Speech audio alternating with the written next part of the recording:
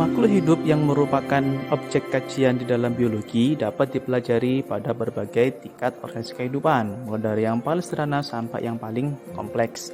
Adapun tingkatan tersebut diantaranya adalah sel, jaringan, organ, sistem organ, organisme atau individu, populasi, komunitas, ekosistem, bioma, dan terakhir adalah tingkat biosfer.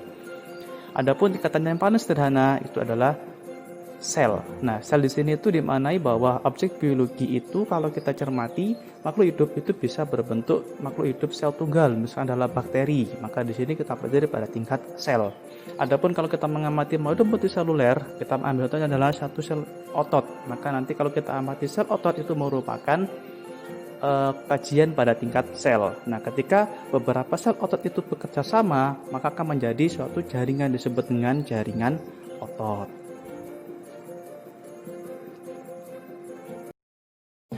Beberapa jaringan akan terangkai menjadi suatu organ. Kita buat contoh adalah organ jantung. Di sana itu ada beberapa jaringan. Contohnya adalah ada jaringan otot jantung, ada lagi jaringan epitel yang membungkus jantung, ada satu lagi jaringan disebut dengan jaringan saraf yang mensarafi jantung, dan satu lagi adalah jaringan ikat yang mengikatkan antar jaringan tadi.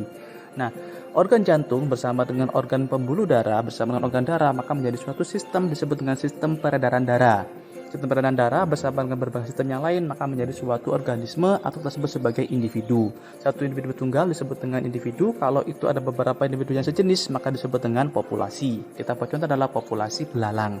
Ketika populasi belalang bersama dengan populasi semut, rumput, padi terangkai menjadi satu disebut dengan komunitas. Misalnya adalah komunitas sawah.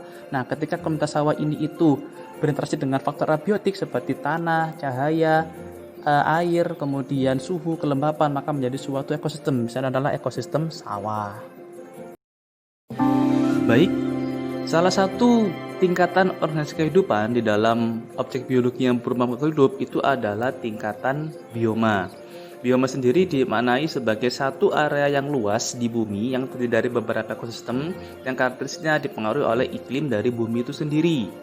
Nah, beberapa contoh bioma yang pertama misalkan adalah padang pasir, yang di sana itu dicirikan dengan curah hujan yang sangat rendah, kemudian juga kelembapan yang rendah pula, dan ditandai dengan tanaman-tanamannya pun tanaman-tanaman kering.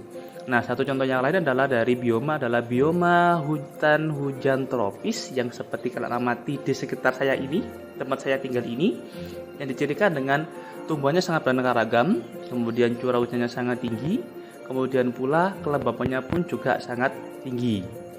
Nah, beberapa bioma yang lain misalkan adalah bioma tundra, taiga, padang rumput yang memiliki karakteristik yang berbeda pula.